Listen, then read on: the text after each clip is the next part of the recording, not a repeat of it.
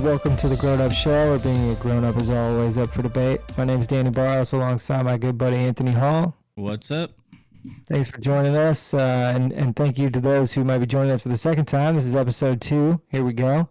Ready to dive in yet again. We got another packed show for you guys, and hope you enjoy it. God, man, it's been one hell of a week. What do you think, dude?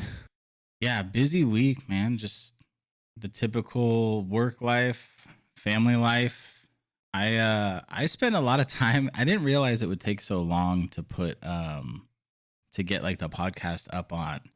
We're now on iTunes, Spotify, Google Play, and Stitcher.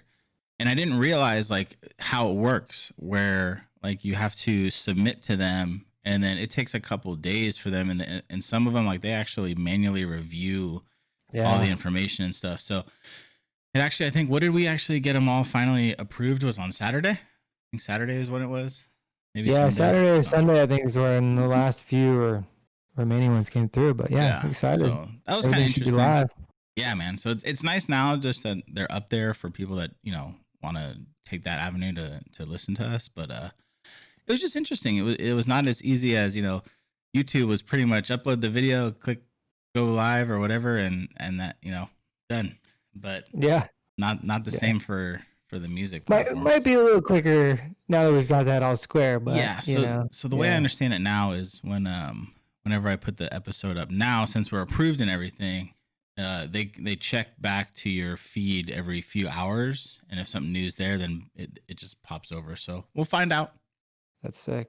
Yeah, nice. But busy week, a lot of that stuff, and then like I said, just work and kids, and we got a room we're remodeling, so I did a lot of painting and putting in the hardwood floor. That's another story, man. I ordered hardwood floor like almost a year ago. It's been sitting. I did the room I'm in now, and then we've been waiting on the office, and then I finally this weekend got to the office. I'm not even exaggerating when I say literally 2 pieces short. I miscalculated. I think what happened is I calculated right, but I had a few cuts in this room that I messed up because this behind me is like a bay window kind of like thing. So some of the 45s I kind of messed up a little bit, so I wasted a couple pieces, and I think I didn't do that. Like a little too much. Yeah, but I even did like the whole, you know, order 5% more than the job. Right? Yeah. It's cool. I ordered it. Yeah, I ordered it. It's already in. I got to pick it up tomorrow. But the annoying part is like you have to let it sit for a couple weeks to acclimate. Yeah. Yeah. So, but pain in the butt. Yeah, but it is. Yeah, what it is. It sounds like you've had a hell of a week. I think we should start this thing off with a beer rather than close it with one. So I think we should just this way we can at least, you know, have an adult conversation over an adult beverage. I agree with that, man. You know? I agree with that. So what'd you bring for us today? So I didn't drop the ball this week, and I got a good beer from Hops Valley Brewing Company. It's up here in Oregon. It's in Eugene, out of Eugene. This is the Mango and Stash Mango Indian Pale Ale. I'm kind of curious about it. I'm not big on like fruity flavored beers, but I don't think that's what this is really about. But you'll be happy to know it has the IBUs on it. It's 30 IBU. Nice. And then it's the alcohol percentage is on 6%, so not too bad. Yeah, the IBUs, that's right in your wheelhouse. Anything, you know, hovering below 50, it's all good for your palate, buddy. Yeah, I know. I'm a softie. I don't like the super strong hoppy taste. Sometimes I do, but sometimes I don't like it. Acquired taste, you know. Yeah, I know. But I'm excited about this. I haven't tried it yet. Let's see. Try it. Oh! You're gonna put me on the spot. Yeah, you're on the spot now. That's good, man. Yes, it just doesn't have that like punch to the mouth, but it has like a smooth aftertaste. I like that. Yeah, you taste the mango. Is it fruity? Not really. Let me try it again. Not overpowering or anything. No. Does it smell fruity? It does a little bit. I don't taste it, but I can smell it a little bit. Yeah. Yeah, it definitely smells better. Not smells better, but I can smell the mango more than taste it. Nice. It's good though, man. I'm excited. I'm gonna drink this pretty fast. Probably. It's been one of those weeks. Hey, no judgment. It's all good, dude. It's all good. What about you, man? I want to know what you're drinking, and I want to know a rundown of your week. Oh man, let me first start with the beer, and then it'll be a lot easier to talk about my week. Let me tell you. So I'm rolling with a hella hoppy from the great Altamont Beer Works out in Livermore, California, and a friend of mine, Steve, happens to own the brewery, and this is just baffling to me to think that Steve's our age, mid-30s, Yep. started this brewery, 7 years ago, and he was 27 or something like that, and it's just it's amazing to think that somebody that young created something, and it has just blossomed into just a gigantic brand. But anyway, this beer is just, it lives up to the name. It is just hella hoppy. It just packs a huge hop punch. If you're a hop head like me, it's a double IPA. Oh yeah, that's Give definitely it a little sound. And it's a 9% ABV, so it's no joke. It's gonna hit you in the mouth, but like we said, we've had one hell of a week, and this is definitely gonna help out right now for sure. So let me see about the IBUs a little bit too. I can't get it, but anyway. But no, these guys always come through with major hop flavor. They dabble around with just about anything though too. But so if you ever see them, Altamont Beer Works, check them out. They're killing it. Hell of a good beer, hella hoppy. Yeah, that's a good place too, man. I've had a few of their beers. It helps that we know he's the owner, right? Or half part owner. He owns the place. Yeah, he's a cool dude. So yeah, no, he's a solid dude, man. Yeah, they're a fun place. They've been expanding. Their business is just growing, like crazy. I know they took a little hit during the COVID situation. No, but everyone did. But yeah, but at one time I think he was on the Bay Area's top 100 businesses for owners, and something like that, and he was number 26, and he was growing at one point at a rate of 35% a month. It was just insane, Mm-hmm. You just made me remember a question I wanted to ask you. How is it with food delivery down there? Are restaurants allowed to deliver beer in California? They were when this whole thing started. A lot of the local craft brews were doing online orders with doorstep deliveries and stuff. Yeah. And I don't think there were a lot of regulations in place for a lot of that stuff, so they were getting away with it. But they tightened it up, I think, after a while, and because they deemed them not essentially essential at that time. So it made it a little interesting, but they all stayed open after that for curbside pickup and stuff like that. But see, they did it. Cool. They did it opposite up here at the start. Breweries that serve food and stuff that were having orders picked up, they weren't allowed to deliver beer, but now they are. Oh, nice. The state allowed it, approved it to where a temporary process where breweries can deliver alcohol, which is kind of nice. Nice, man. But in a way, this is a celebratory beer for me, and I say that only because our local skate park here just reopened for the first time, and that's a major win for me and my boys. So I'll raise a beer to that. That's a big deal for you guys. Yeah, we took a run out there at a little before 7 a.m, just to make sure we could get there. With the COVID scare, it's you don't necessarily want to be around a ton of people, even though they say it's a safe activity, wear a mask, this and that. But kids are up early. I'm usually up early.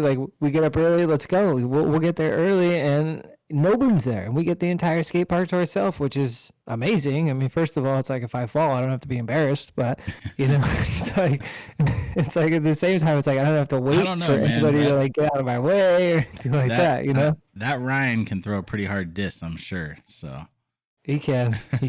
So did it work out that way? Was no one there? Yeah, nobody was there. So awesome. we ripped the whole place for an hour and a half, and then came home and had breakfast. It was we did it in reverse order. So it was fun, man. It was killer. That's Really awesome. nice. Plus, I like, I just got like a new board before all this, and I hadn't ridden at the skate park, so it's like I think I was more excited to go than they were. Yeah. Even though they hadn't been there for 3 months, but they were right back on it, man. Skateboard, BMX bike, scooters. Zach doesn't really skate as much as Ryan, but he's all up on his little BMX bike, man. He's ripping it. Like he Yeah. goes pretty high up on the walls and stuff, and So he's Ryan kicking skates, butt. and Zach is the scooter guy. They both scooter. They're both pretty good at their scooter, and that was where they got like I think a lot of their skate park confidence. Because it's like it's a really big transitional piece of equipment. Because it gives that security with the handlebars. Yeah. But when you get like the really legit skate park style scooters, I mean they handle so much better than the Razor scooters and stuff. And if nothing else, they give them the feeling of what it's like to go up that ramp and turn and have to come back down. And then when you make that transition to skateboarding, you can do it so much more seamlessly because a lot of the feeling on your feet is very similar. You're just getting rid of the handlebars, and so. And you add a couple wheels and a little bit of this and that, but it's an easier transition than trying to pick one up out of the other, That makes sense. So yeah. Do they but do they have like a favorite? Like out of like bike, skateboard? Yeah, I would say their favorite is probably scootering, just because that's what they've been doing the most at this age. Because I think that's what they are the best at because of that security blanket. But I think that answer is going to evolve over time, definitely, for sure. I think Ryan's already starting to gravitate more towards skating, so like he might even answer skating if you asked him that today. So Yeah. I think it also becomes he's getting a little bit bigger and older, and it's easier to pick up skateboarding too when you're a little bit older. It's a tough sport, man. It really is. It's tough to do when you're small. But yeah, I was just curious because that's what I was thinking is skating when you're smaller, I'm sure is a lot more difficult than like riding a bike and scootering. Well, I mean, to one extreme, it's like, Tony Hawk being really tall and lanky, it should be really difficult for him to skate. Yeah. I mean, lower center of gravity, like a smaller person, it should be a lot easier to skate. But I think you can, as long as you're set up and what you're doing is all proportionate. I think it's all about the individual. Not necessarily about how big or small you are for success.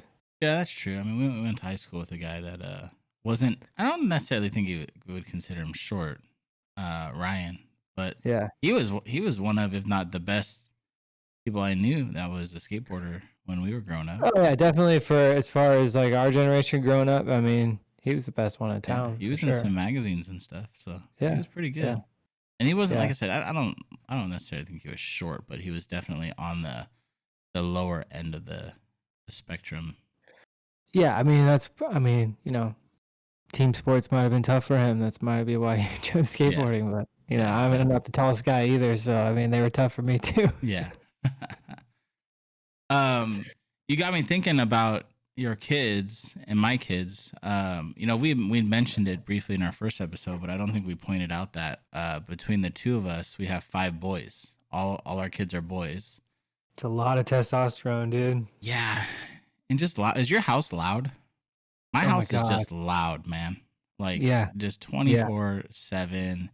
And now we have the baby, and he's starting to get his voice and experimenting with it and all the different sounds, and it's just like. It's crazy. Like sometimes when the older boys are excited, they run into like the family room or whatever, and they both start talking at the same time. And then I got Jack, the baby, who's chirping, and I'm just like I like literally just like shut down for a second. I'm just like I can't function right now. Like just everyone stop. Yeah. Just stop. You go. Like what is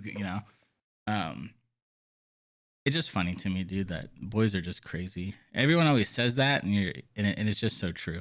They're just crazy, boys just wreck shop, dude. Yeah. I mean, like, I've got friends. I'm sure you do too. Who've got daughters, that are our kids' age, and it's like, oh yeah, they sit in their room and they play this little game, and it's so quiet and they're so innocent, and it's like, oh wow, they entertain themselves. Sounds amazing. I mean, I want a daughter, but like I Yeah. got two boys who just like they bang on things, they break things the minute they get them, and it's just it's Oh yeah. it's so interesting. It's like we live in a house where it's not. I mean, it's not a it's not a new house, so it's like in the split level. So when you're downstairs and like these kids like walk from one side to the other of the room, it sounds like a stampede. Like they have no like concept of how to walk Oh light yeah. on your feet, and it's like and especially like you fast forward to like early in the morning, they got to get up to pee or something like that. It's Yeah. like, oh, dude, like, yo, you're up, okay? Yeah. It's like there's no like, calm, like, oh, like, let me be courteous to people and Yeah. just be tiptoe through here. Like, I there's none of that. That's so funny you say that because my house so we're in a 3-story house, and the main level and the upper level is where is like the main level is our kitchen, family room, dining room, and then the upper level is the bedrooms. And then the lower level is actually like it's designed kind of like as an in-law, right? Like it has a second kitchen, a couple bedrooms, family room and stuff. And my brother-in-law and his wife actually live down there. You know this, but for everyone else. But I didn't like the kids are always running around, and my wife is always like not in a bad way, but like screaming or yelling at him, like walk, walk, walk, and I'm like, there, just let him run, And I never Yeah. realized it until I was down there messing with the breaker box for something, and I heard them run down the hallway, and I just remember stopping and thinking, what the hell was that? And then it Oh, I know. registered, and I was like, oh my God, dude. For the first time in my life, I felt bad for my brother-in-law. I was just like, they listen to this all day. Like that literally sounds like an earthquake is happening above you. Like it Oh, just, I know. Well, I and couldn't like help but kind of laugh, but at the same time, I felt pretty bad. So now I've just been like, guys, just like, let's walk. Okay. oh It's yeah, well, brutal. and ever since like I started working at home, which has been an adjustment for me. Like I work in this room downstairs in my house, and so it's like I hear it all day while I'm working. And like when I first heard it, I'm just like, I ran out of the room, I ran upstairs, and I was like kind of like pissed off, like as if they were like doing something, you know, inside the house that like they totally shouldn't be doing, like breaking something. Like it just sounded so like that just doesn't sound like running. That sounds like you're like a car hit the house or something like that, or Yeah, something is going dude. on. Like what is going on? You run upstairs like all like, what's going on? And then you just Yeah. find out like it's like nothing, Dad. I just went from there to there. And Yeah. I'm like, oh. So it's like that's what that sounds like down here. So I shouldn't be alarmed, is what you're saying. Yeah. Okay. It's funny too, because like I'm a big dude. I'm 280 pounds. And I Yeah. don't even make that much noise. And these guys, like, I feel like the roles are reversed. Oh, I know. Like, I should be the one that sounds like a friggin' earthquake's walking down the hallway, not this guy that's maybe the size of my left leg. I know. It's so funny.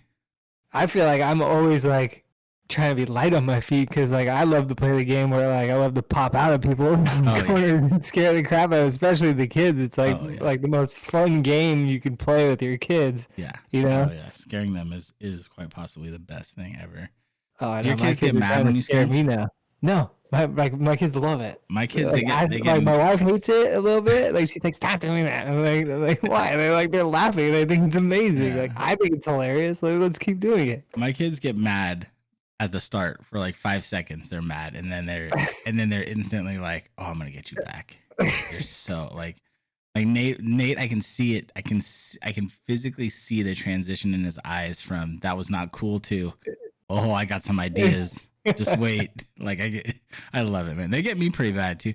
I'm really jumpy. Like I don't go see scary movies, not because of like the creepiness, because of the jump factor. Like like gore doesn't bother me, anything like that. Like There's gonna be one or two. it's the things that scenes jump for out. sure. Like this is how this I can't believe I'm gonna admit this on our podcast, but this is how jumpy I am.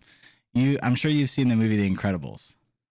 Yeah. Okay, the first time Mr. Incredible goes to the island and the big robot pops out of the bushes. Yeah. I literally, not kidding you, dude, jumped out of my seat in the middle of the theater when that happened. the entire theater was laughing at me because I am this 6'4", 200, probably like 60, 70-pound person at the time, jumped out of his seat during a cartoon movie. Oh my Like god. I'm just jumpy like that.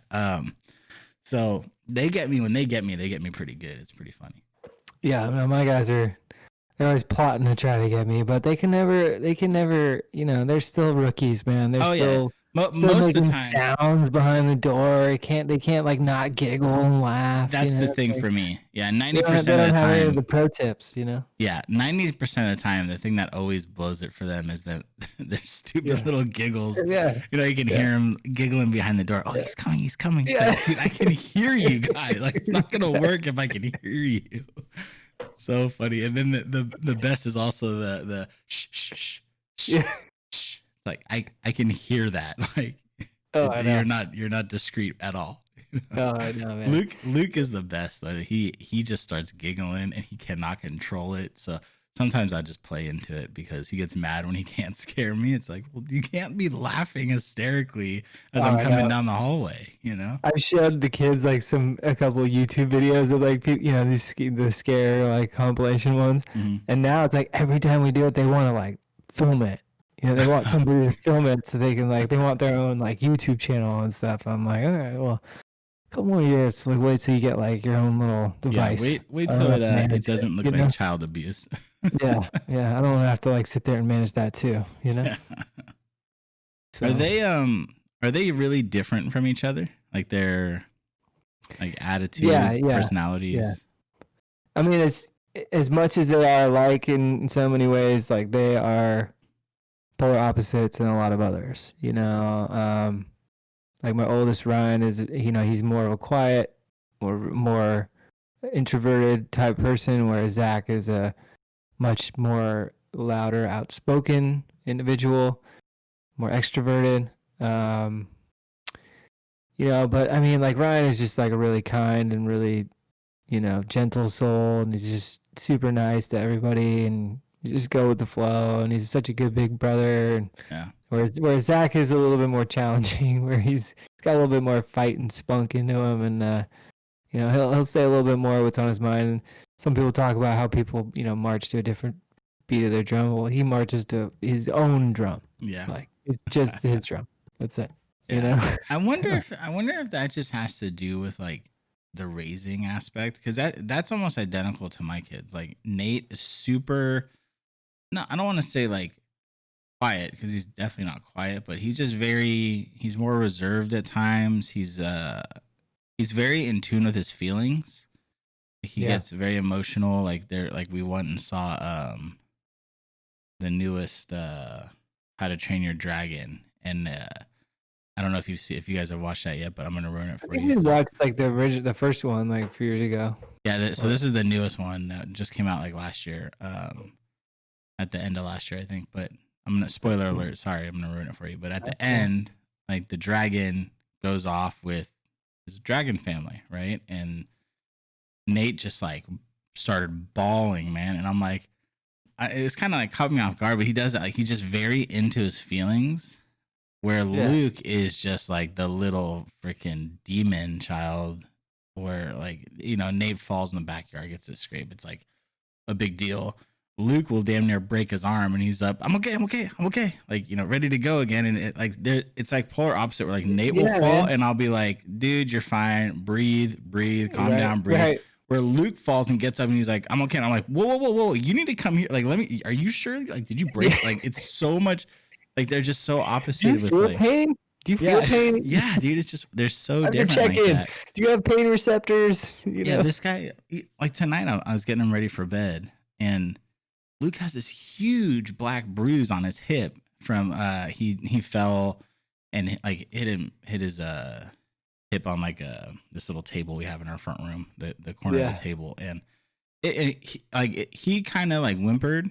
So I knew it was going to be gnarly, but like I didn't know it was going to be like, it literally looks like a golf ball, like just a perfect black golf ball but he's just like, oh, whatever now, like no big deal. Where Nate would be like, oh my God, look at it. Like they're just so different. And like, not like that Nate's not tough. Like Nate's tough, he just is more, I guess, like the best way I can explain it is just more involved with his feelings. Like he really I've got a understands theory on his that. feelings, where Luke is kind of just this or that, you know? I've got a theory on that, and tell me if you think this kind of applies to you guys. And it's like, so I mean, and you're talking about two boys. I'm talking about two boys. So it's Mhm. like, and I'm a little brother of two boys myself, and a lot of the way we describe, the relationship between our two sons is a lot of how me and my brother were at a young age too. Yeah. And I kind of feel like, the little brother, I mean, gets what I like to call little brother syndrome. And it's just like, whereas the first child was born at a time where they were it. They got all the attention. Yeah. And they got all the attention from their parents. They got all the attention from everyone else. And everything was much more calm. There wasn't somebody else running around. Mm-hmm. So they were always in this calm environment, always having 100% attention. So there wasn't a lot of things that they needed or were trying to fight for attention or to compete with really anything, right? Yeah. And then the second one comes along, and the second one is from day one, there's somebody else there. Yeah. And with only 2 years, a little bit more than 2 years apart between the two of them, it's like, well, even when the younger one's a baby, this one's still a toddler, so there's still a lot of needs that we're going to have to be doing. And so I feel like the younger brother at a young age is always trying to compete from the minute that he can stand and walk, and is trying to do what the older brother does because they see it, they hear it, they want to do it, they want to be that. Even when you tell them you can't do it yet because you just physically can't, they still want to do it. Mm-hmm. And we're starting to see that at the 3, 4, 5 years old, the same exact thing, and it only just gets more intense. Yeah. And it's and that's literally where we're at. And they hit every milestone, every benchmark sooner and quicker because they've had an example on how to do it. Mm-hmm. Yeah, no, So. I agree. I know from my experience with Ryan and Zach that they're very close, and that's how Nate and Luke are. They're literally, for how different they are literally best friends. To the point where when they start to butt heads and we like separate them and we'll just be like, you guys need a little time apart. Like, Nate, you go up to your room, read some books. Luke, you can play down here. 30 seconds later, they're like, where's Nate? Where's Luke? Yeah. Where's Nate? Yeah. Where's Luke? And it's like, you guys need some time apart. And they get like mad about it.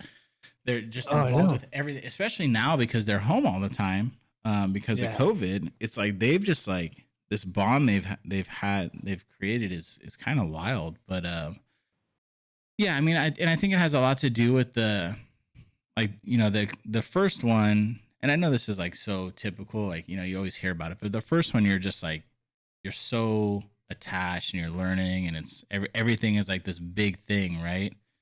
The second one, it's not that it's not big, but it's just you've kind of experienced it. Yeah. So you're not like, oh my God, like for example, like with Luke, when Luke first started crawling. I remember when Nate first started crawling, we were all just like ecstatic, and then we just were watching him do it, and he just kind of went with it, and we rolled with it. And then Luke started crawling, and it was like, it's a huge thing, but it was more of like a, yay. Okay, so anyways, what are we having for dinner?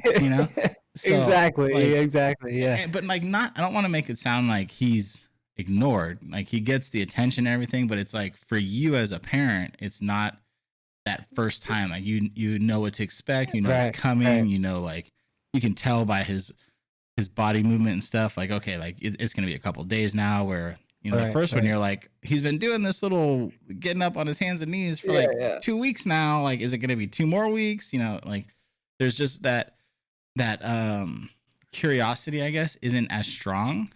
Right. So I think I think there's a lot of factors to it, but it's just funny how you explained that, and I was just sitting here like, that's exactly how Nate and Luke are. Nate is. I think for you, dude. I think for you, it's gonna be really interesting to see now your third one coming up, because there's gonna be a little bit more of a gap in between the ages there, and especially a gap between Nate and Jack. I mean, obviously there's a closer age range between Luke, but it's like 7 years between Nate. Essentially, a little under. Yeah, it's 7 years. I'm actually really curious about that because I have an older brother who is 12 years older than me, and we had pretty much no relationship until our late 20s, until my late 20s, is when we started really having a relationship. Because then, when you get to that age, like I kind of think it's like 25. After 25, it's all kind of the same. Like Yeah. there. I mean, Essentially. there's still like the difference between like a 25-year-old and a 50-year-old, but you can still relate more than a 5-year-old and a 17-year-old. Oh, for sure. So For sure. Yeah. so 12, like 12 years makes a big difference at that yeah. point. And then it has a lot to do with how you're raised and stuff. Like my family wasn't the best family, so we had a lot of conflicts there. But what I've noticed with Nate is so first off, Luke is the one that I've actually kind of noticed some big changes with.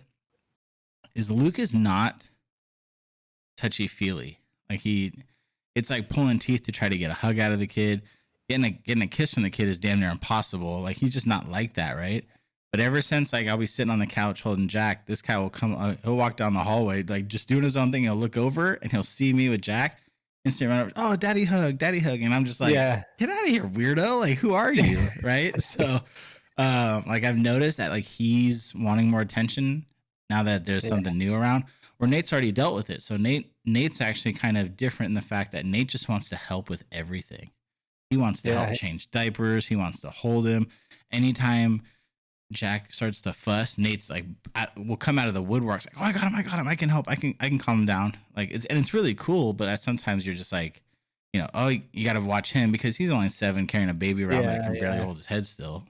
Right. So I think it has a lot to do with how they're raised too, though. Like I think it'll definitely be very different, but I still think that Nate and Jack will have a good relationship, but it'll be more of like almost like a father-son relationship in aspects than like a close. I think it'll be like that friendship.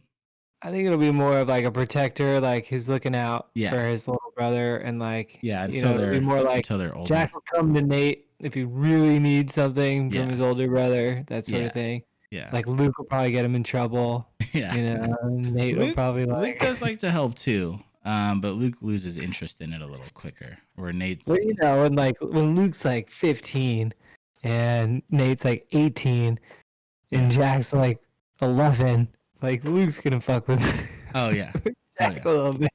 Yeah, big time. So but yeah, it is gonna that the third kid definitely. I've already noticed some changes with the older guys, but for the most part, it's all been positive. It's all good stuff.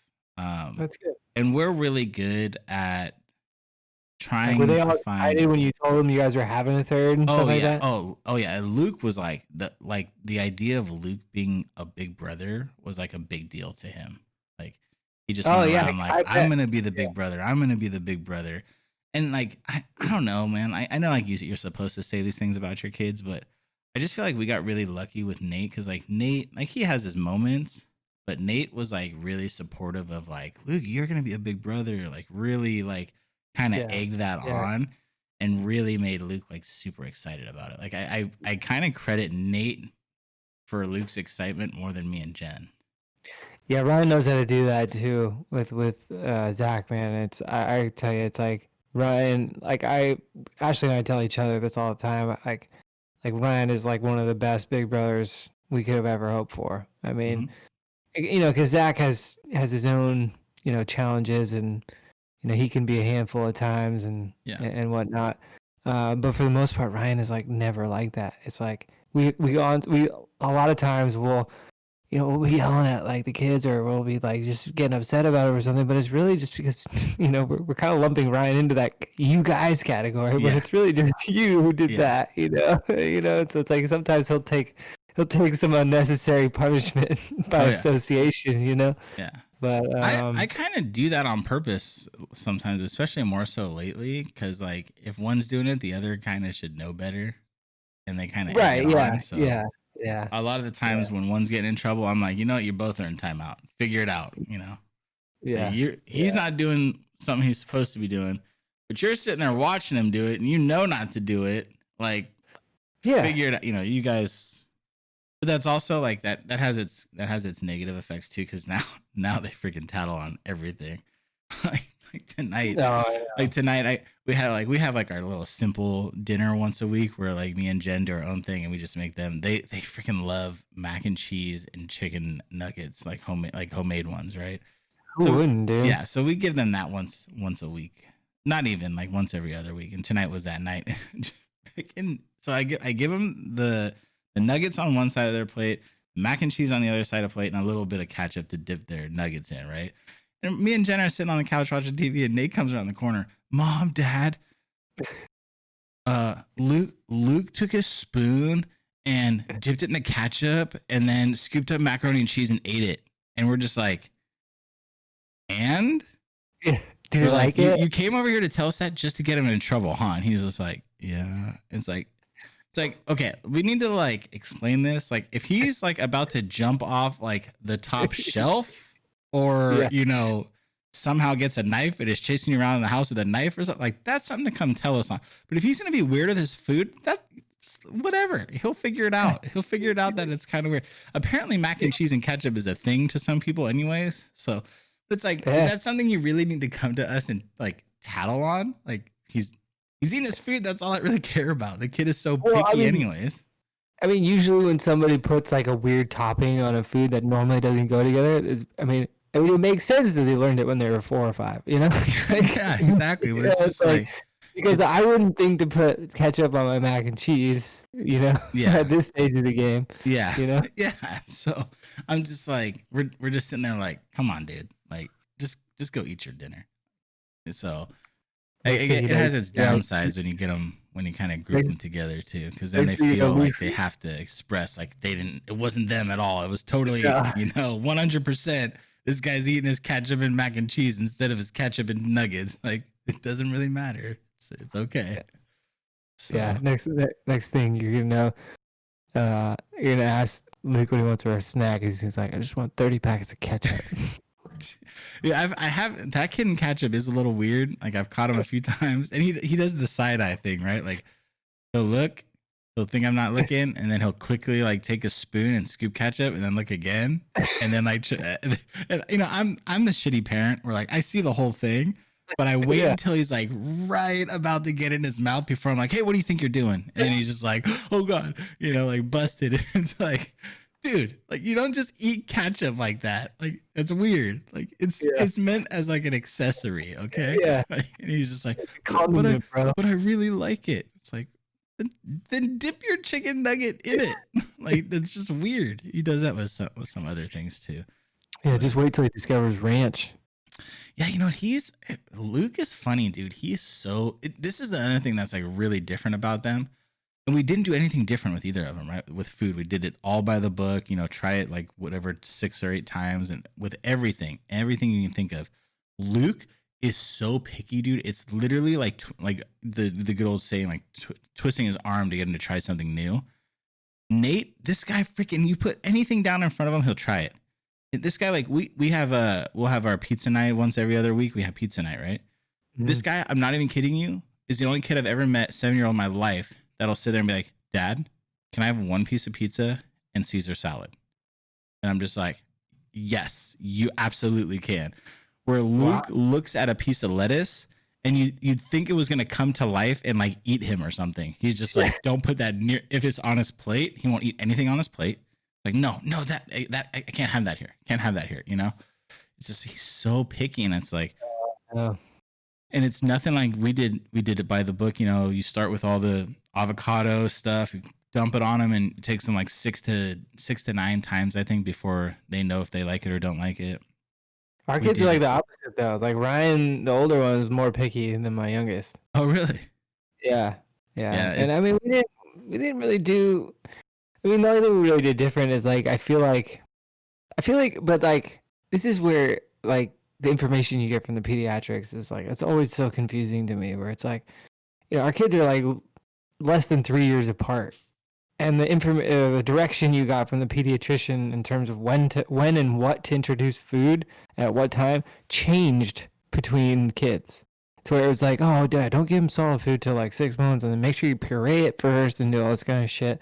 And then it was like when Zack came around, it's like, oh yeah, after like 3 or 4 months, you can just give him like solid foods, or you mean puree it. You're like, oh no, just like give him like just small bites. You can just go ahead and give it to him, and it's like, had we done that with Ryan in the first place, I feel like Ryan would have liked a lot more things, because Yeah. I feel like when you puree things, you make all these mixtures, and you don't really know what the hell Yeah. they like or what they don't like, and then when you start giving them to the stuff one on one, it's like they don't want it, or they don't know what it is, or you're trying to introduce it too late. And Zach, like, he just started to eat everything off the fly, and like now it's like he almost eats everything, you know? Yeah, that makes sense. I think it has a lot to do with the texture, it being a texture thing too. Where like if everything's pureed, it's the same texture and everything, but everything tastes different. Where Yeah. like how we did it, and we were, I guess, taught to do it is, you smash it up so it's not something they can choke on, but it's not. It's still like kind of chunky and whatever it is. But um, Yeah. like Luke's big thing is like the kid is like he loves the juice in fruits, like pineapple, apples, grapes, but he'll literally like he'll put it in his mouth, he'll chew it up, and then he wants to take it out, Oh, really? and it's like, and I don't know, it's just weird but it's a texture thing. He doesn't like the texture of them, but he loves the taste of them. So he's been getting better at it. He's starting to ask for apples finally after 3 years of you're missing out on one of the best things in the world. So, Yeah. Yeah. but yeah, but Nate, dude, he just whoops. Um, Nate just like the other day, my mother-in-law is like, "Do you want to try salmon?" And Luke sounds like has the look on his face like she asked, "Do you want me to stab you in the face?" Where Nate's like, "Yeah, what's salmon? Yeah." And the guy's freaking sitting there eating freaking fish. Yeah. You want to try egg salad? Yeah. And this guy's eating egg salad sandwiches for lunch. Like anything and everything. He says yes and he tries it. And there are definitely things where he's like, ooh, I don't like that. But it's like, Yeah, it's which just is awesome fine. that he I give you tries it. exactly. I give you the props for trying it. It's like I hate people who are like, no, I don't like that. It's like Yeah. you can't tell me you don't like something if you've never tried it. Yeah. Because that's just telling me you won't try it, not that you don't like Yeah. it. Yeah. And it's You like, and just the time it takes, like with the whole apple thing with Luke, like the kid finally puts a legit piece of apple in his mouth and chews it. And now he wants apples all the time. It's like, but it took us almost 3 years to get him to get the damn thing in his mouth. It's just like, come on, just go for it. Worst case scenario, you can spit it out, but you gotta. And then like he'll do his little bites where it's like literally like touches his lip, right? And he's like, no, I don't like it. It's like, you have to bite into that thing, man. So Yeah. I mean, that's like my oldest Ryan.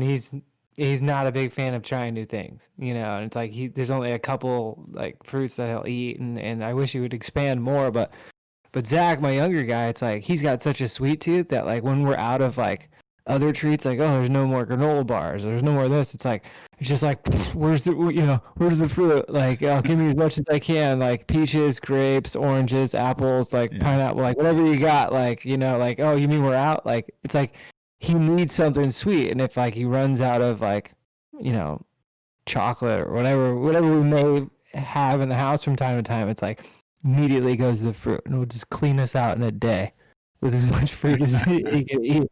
It's crazy. that's awesome. Yeah, Yeah. it's just funny. That I think out of in my experience as a father, the most fascinating thing to me is how different they can be, but still how well they can get along. I think that's been the most interesting thing. Yeah.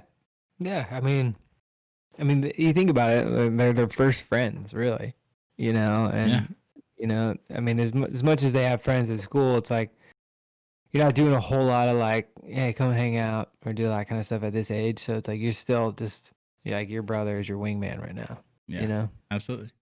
So that's just the way it goes. But I just was reminded yesterday that I guess Father's Day is this weekend. What do you I know, right? What do you think? Crazy. I mean, definitely.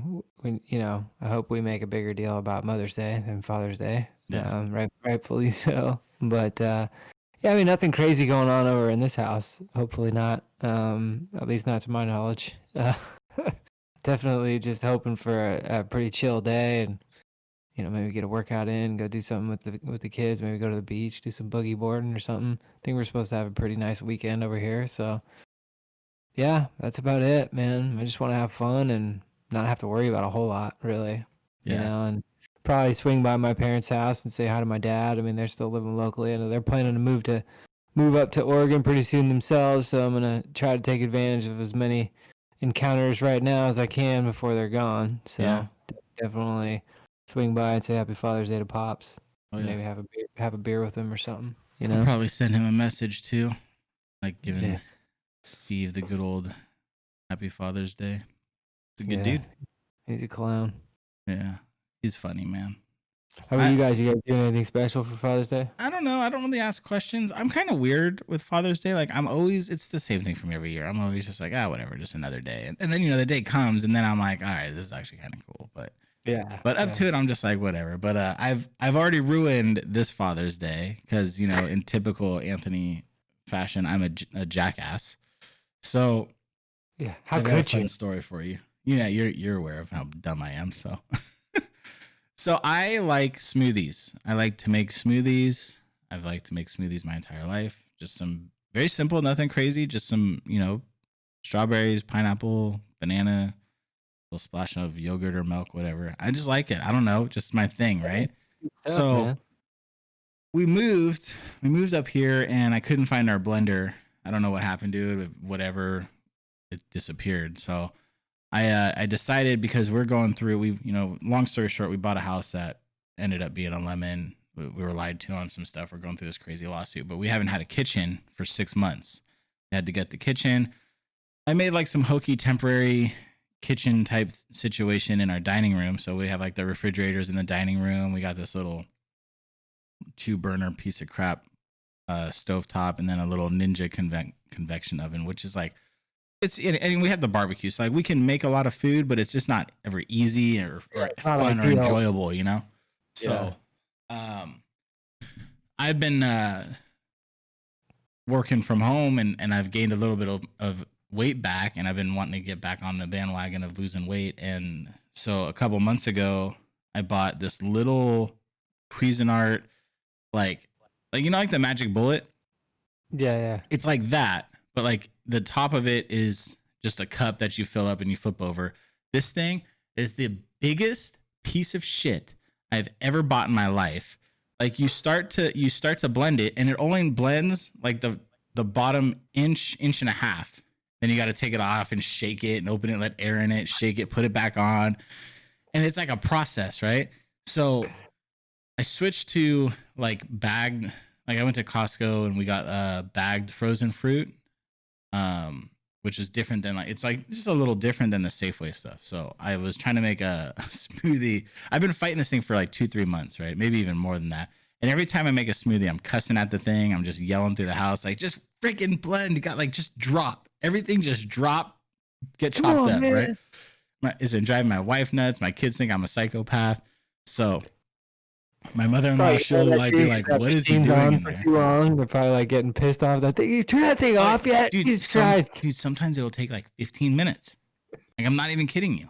I'm not exaggerating. So this Costco fruit, it's bigger. Like the chunks are bigger, right? So this thing, Yeah. it's just not going anywhere, right? Everything's bigger at Costco, man. Yeah, it really is. But like the chunk, like it's not cut up so small. So like this thing is just going forever, and I get to the point where I'm like hitting the top of it, which is like this is a plastic like thermal cup, right? Like that's upside down. So like I'm hitting the top of it, but I'm really hitting the bottom of the cup, right? And I'm like just lightly hitting it, trying to get the fruit to drop and start chopping up. I'm taking it off, shaking it. Finally, dude, like 20 minutes has gone by. This thing's gone nowhere. And like at this point, I'm like, I'm not accepting defeat. Like I'm getting this damn smoothie going. It's like I'm winning this no matter what. So I start hitting it harder, right? And I get so mad. I give it a solid hammer, and the bottom just blows out. And now, but the best part, it knocked the fruit down. So I scoop the bottom of the freaking cup over. I hold my hand over the top of it, and I get my smoothie taken care of, poured in another cup. But entire time, like I'm raging at this point, right? And I scream through the house, "F this thing!" I throw it in the garbage. I'm ordering a blender today. And I hear from the other side of the house, "Thanks for ruining Father's Day, jackass." And I'm just like, oh shit, Jenna that's what I guess Jen's gift from her to me was a legit blender, so I could make these smoothies and not rage while doing it. But it just had one of those like fail moments of like, damn it, Yeah. I should have like thought this through and realized that I've been raging at this thing. It's like I've kind of unintentionally screamed to the world, someone buy me a damn blender like now. So It's like one of those things where like, it's almost like you felt like it was gonna be a really quick smoothie, and you yeah. just like you were introduced with speed bump after speed bump after Oh speed bump, yeah. and it just went all bad. Dude, from start to finish, I'm not exaggerating. From the second I opened the freezer to grab the fruit to the first sip of the smoothie was 32 minutes.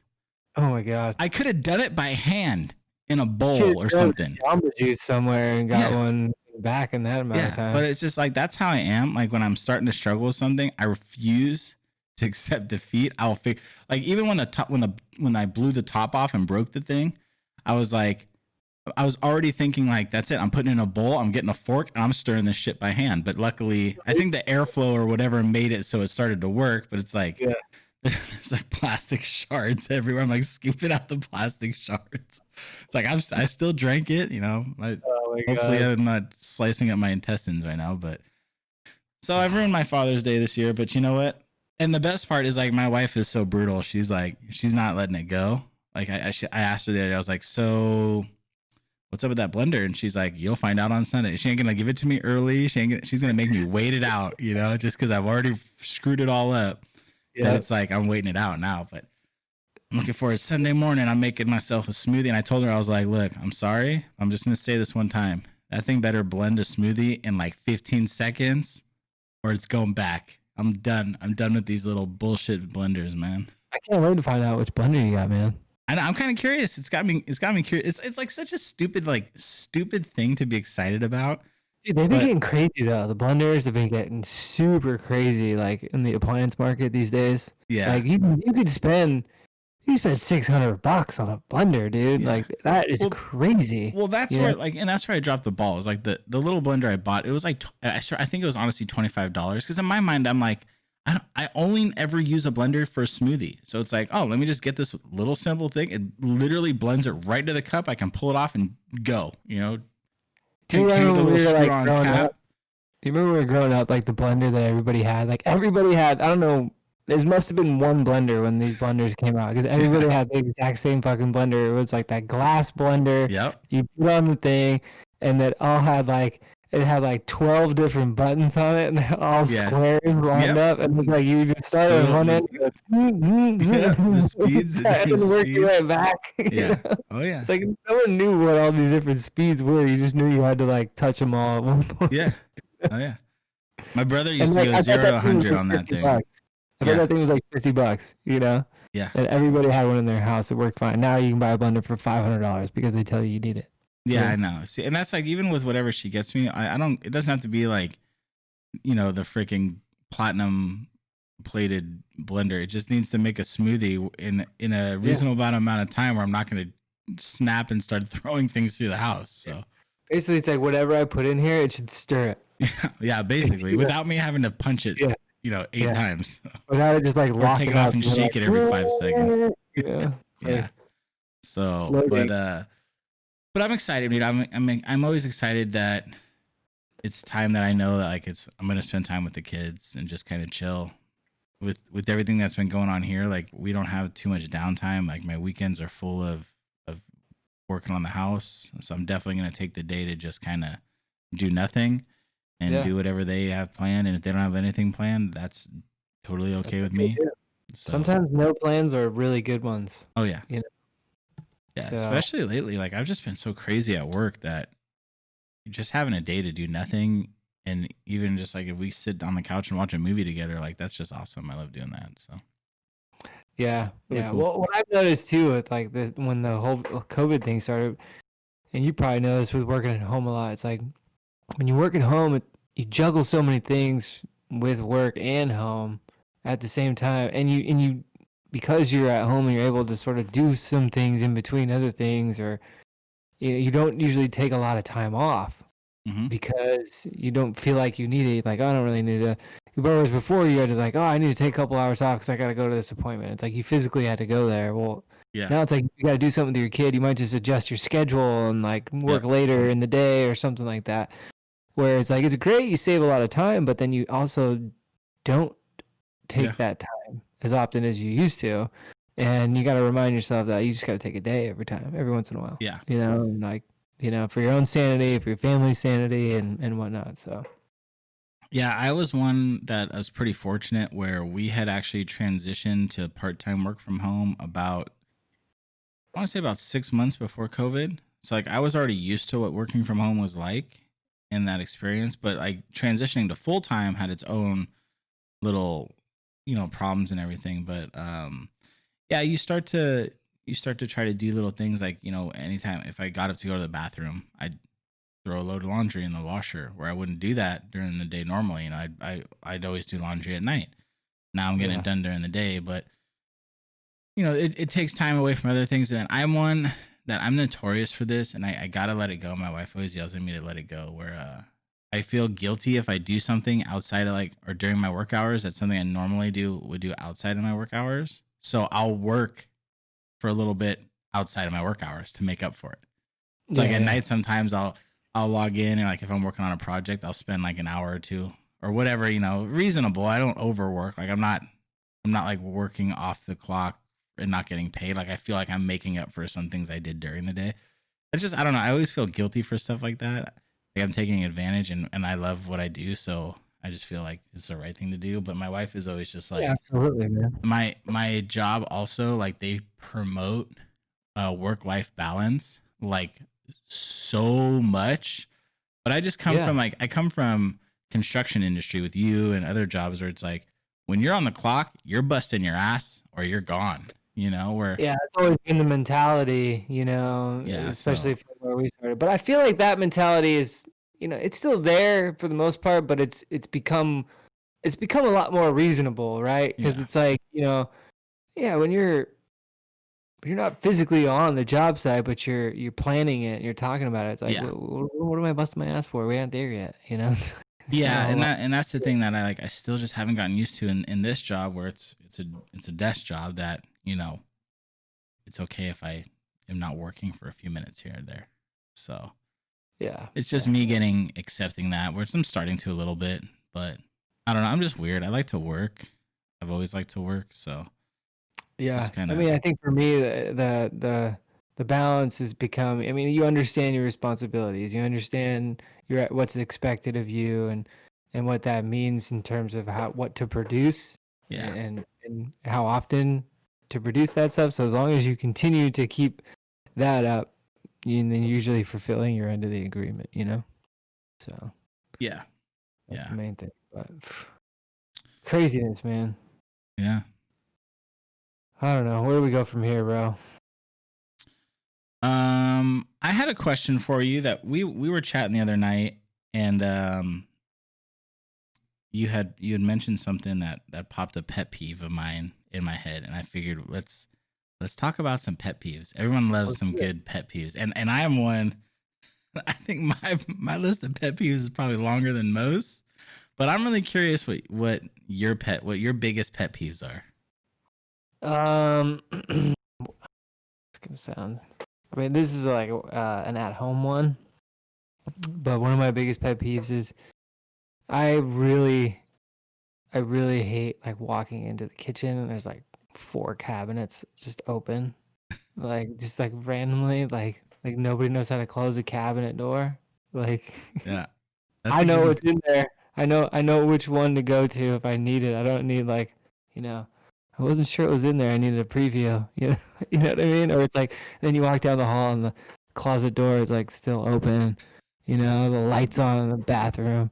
It's like I'm just like, come on, man. Like, there's a door here because you open it to get what you need and then you close it when you got what you need, and then when you're done with the bathroom, you turn the light off. It's like those are some of my biggest pet peeves, man. It's like I feel like we could all take the extra 2 seconds to go. Not even. It's like half close a second the door, to shut the door. turn the light off, whatever. And it's like in some cases with the lights, you're saving energy. In other yeah. cases, it's like you're just making the house look more tidy when you close the door. Otherwise, Yeah. the house looks like a disaster all the time with every door open, or cabinet door or Yeah. whatever.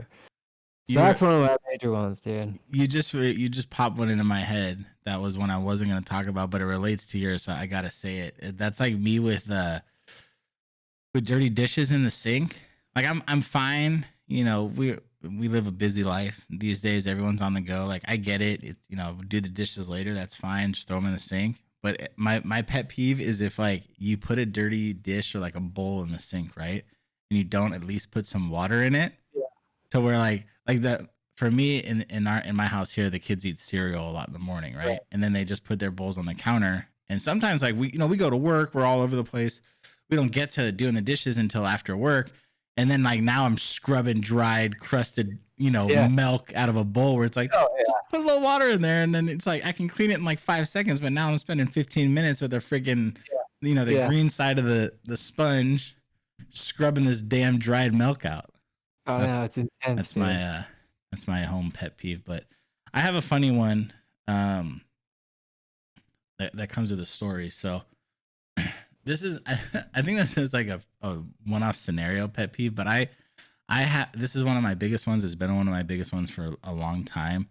I hate when someone is giving me something and they don't Yeah. put it in my hand.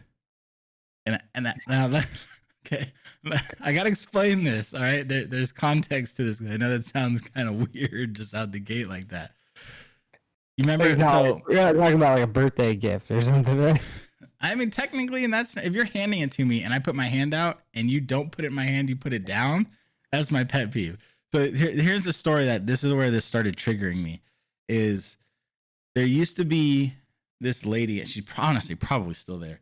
At when I lived in Pacifica, right around the corner of when I used to live in an apartment complex, there was a 7-Eleven in Sharp Park. You're familiar with it, but there used to be a woman that worked there. Drive me nuts, dude. She must have been 109 years old. It looked like she was on meth for 110 years. Like, just like, this is like the Sounds about right. definition of like dirt bag, right? And I'd go Yeah. and I'd buy whatever I buy, give her the cash. I'd hold my hand out for the change. She'd go around my hand, put the change on the table, counter every single time.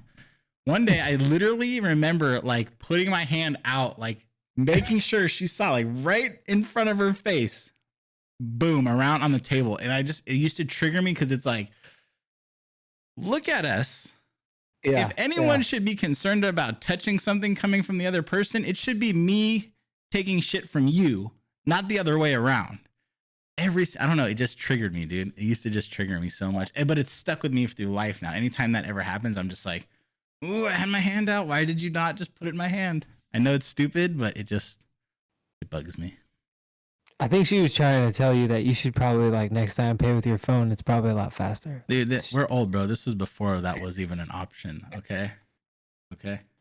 This is the good old cash days. All right. In fact, we had to like go on the like the desk and like, okay, I'm gonna get that coin, swipe it off, and get the other one into your hand. Yeah, but how like deliberate she would be to avoiding my hand. It's like, and then it gets your mind going like, does she do this to me just to mess with me? Does she do this to everybody, or does she know I don't like it? Did I make some kind of eye contact once and she knows I don't like it, so now she's just fucking with me? Like, what is going on here? So.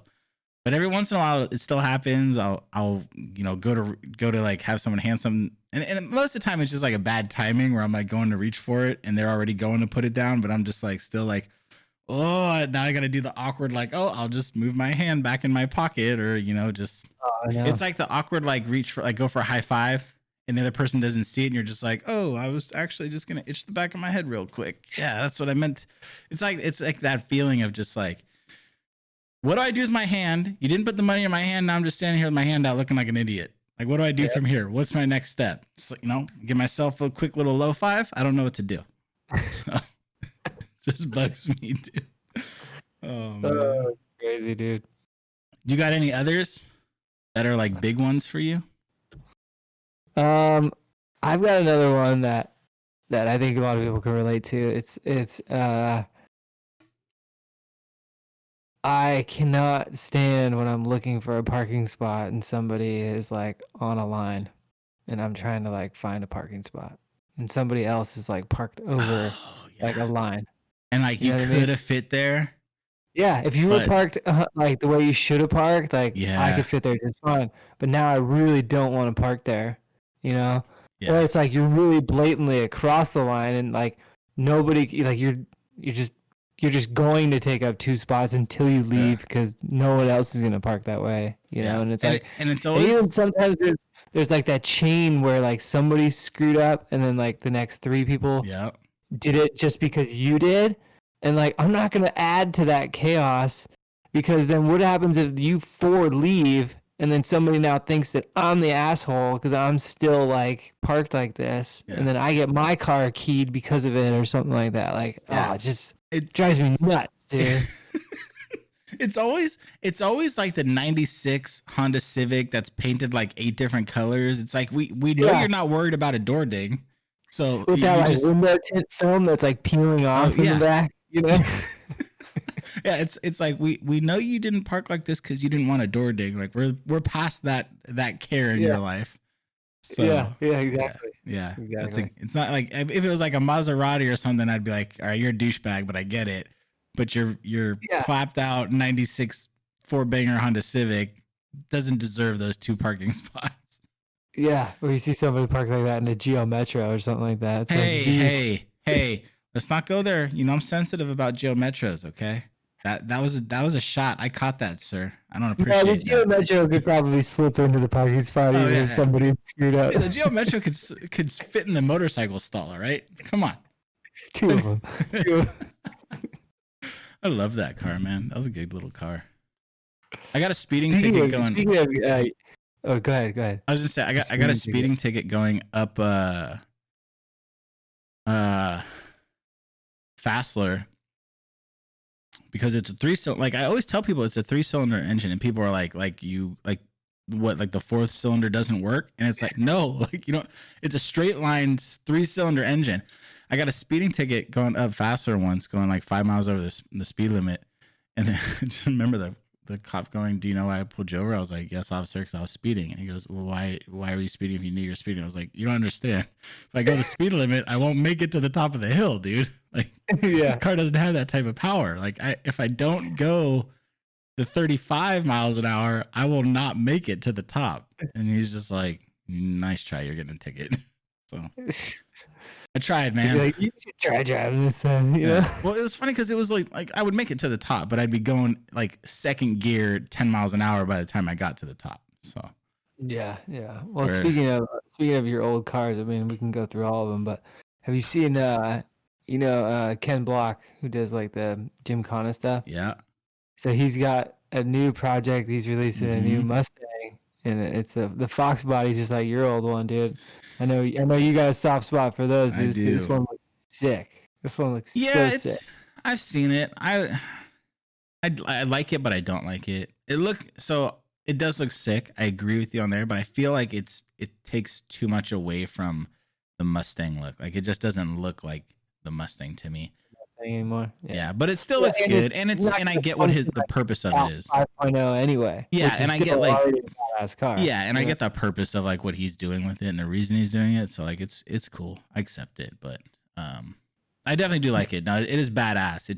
It doesn't scream like I don't feel like it does justice to Mustangs.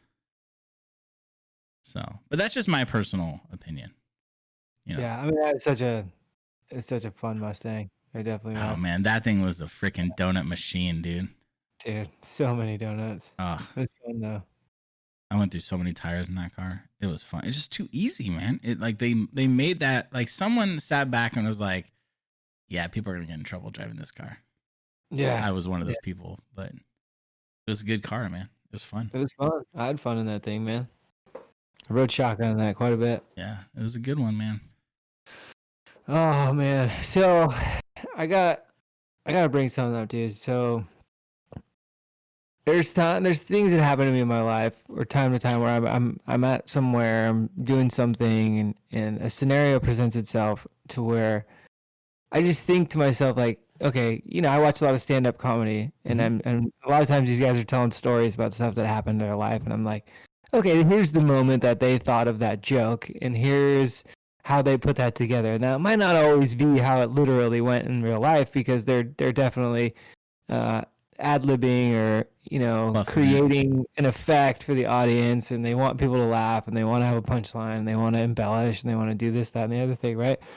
So a scenario came to me when I was in the grocery store, and I'm just like thinking to myself, like, I always have this moment where it's like, it's more of like a real life thing first, and then I like sit back and I'm like, well, wait a minute, like that could have been really funny if it didn't work out that way, or or if I would have said this or would have done that.